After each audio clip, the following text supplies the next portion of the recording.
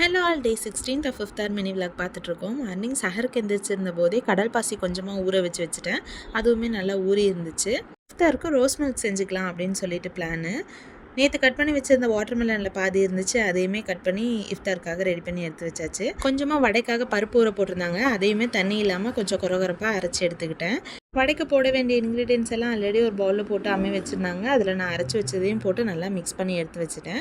இஃப்தார் டைமும் வந்துருச்சு, வடையும் வறுத்து நல்லபடியாக இஃப்தார் பண்ணி முடிச்சாச்சு. ஈவினிங் போல் பாலை காய்ச்சி ஆற வச்சு எடுத்து ஃப்ரிட்ஜில் வச்சுருந்தேன். அதை தொழுதுட்டு வந்து வெளியே எடுத்துகிட்டு நம்ம சக்கரை, தேவையான ரோஸ் மில்க் எசன்ஸு, அது கூட வந்துட்டு நம்ம ஊற வச்சுருந்த கடல் பாசி எல்லாத்தையுமே போட்டுட்டேன். இதெல்லாம் பண்ணி முடிச்சதுக்கப்புறமா தான் இதில் ஏதோ மிஸ் ஆகுது அப்படின்னு யோசிக்கும்போது சப்ஜா சீட்ஸ்லாம் வந்துட்டு ஊற போட மறந்துருந்தேன். அதையும் ஒரு 5 மினிட்ஸ்க்கு ஊற போட்டு டக்குன்னு எல்லாத்தையுமே ஆட் பண்ணி நல்லா ஒரு மிக்ஸ் கொடுத்துட்டு அப்படியே சில்லுன்னு சர்வ் பண்ணியாச்சு.